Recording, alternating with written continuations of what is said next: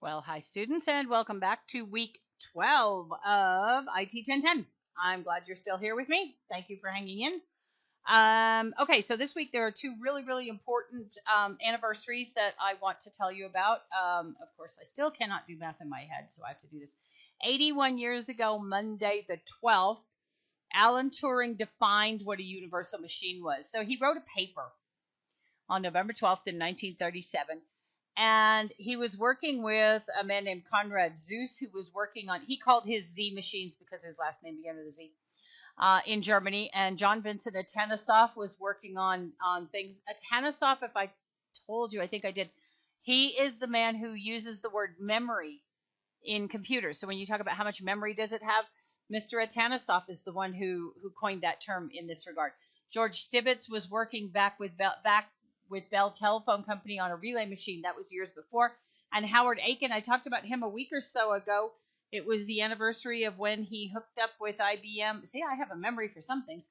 To do the Mark I at Harvard, and I talked about that. So anyway, so 81 years ago on Monday the 12th, Mr. Turing wrote this paper. So it was later renamed. So he's talking about this computable numbers and things like that. So he had an abstract engine that provided the fundamental concepts of computers with what other inventors would realize independently. So Turing provided the abstraction that would form the basic theory of computability for several decades, where others provided the pragmatic means of computation. Alan Turing is a real hero in terms of computer development. He was a cryptologist back during World War II. His efforts and what he did shortened World War II by several years and saved countless numbers of lives because they were able to intercept the messages from the Germans and catch them and stop them. So he's a hero on many levels. And so thank you, Mr. Turing, 81 years ago. The other one I want to tell you about was before that. Yes, I'm using the calculator because pretty soon I'll be able to do hundreds. Okay, so 89 years ago on Saturday the 17th, Mr. Herman Hollerith died. Now, Mr. Herman Hollerith used to work for the Census Bureau. And back then, this was in the 1880s, 1890s, 1900s, that kind of thing. And so back then they did they took the census every 10 years, on the year that ends in zero or begins in, the year ends in zero. So they used to do it by hand, and then it would take 8 years to tabulate. Well, they do it every 10 years, so you barely have time for vacation, and you have to start all over again. So he said, well, there's got to be a better way. So he used punch cards, and he created this machine called a Hollerith machine. And, a Hollerith machine. And so when his people went out to collect the census, because they actually went and knocked on your door, they punched this information in, and this works kind of like a Scantron. It's the same similar idea. So then they just ran the cards through, and the census was done in 1 year instead of 8. So that was a big deal. So he worked at the U.S. Census Bureau and the U.S. Patent Office, and he was an instructor in mechanical engineering at MIT. So he was pretty smart.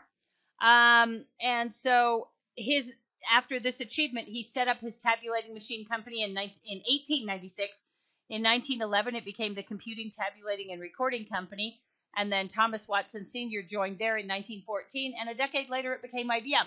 So if you paid attention to these things, IBM has been a huge developer of computers and a major player. And then if you ever watch any old movies where they have computers, most of those computers are IBM. Desk Set is one. That Touch of Ink is another. If you watch Turner Classic Movies, you'll see those on there. But when the cards come spitting out into the machine, that's an IBM machine, and those are IBM cards. So there you go. Two things. Kind of ties it all together. All right, this week, let's move on. We're going to have the Excel closure. We're done with Excel, so we need to close it up with a little 100-point exam. So this is it's exactly the same thing we did for Word. The only difference between this and a skill builder is this is worth 100 points, and you can submit it only once, where with skill builders, you can submit them 3 times, and they're worth 50 points. Otherwise, it's exactly the same. And then So this file management exam, remember back when we did the Word exam, you had to do the screenshot and this was open and it was exactly the same, only the arrow was down here and this was highlighted. Well, now I need to know that you have Excel. Just have one open with an Excel skill builder in it. If you use the reports and start files in there, that's fine too. I just need to see this. So this should be on your USB or your My Documents. If you don't have it, create it and then take a screenshot and submit that to me. I'm going to go into the module and show you what's going on in there. There's a couple little quick quizzes you need to do.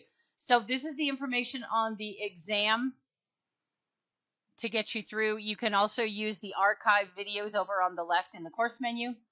Then here's where you submit the screenshot for the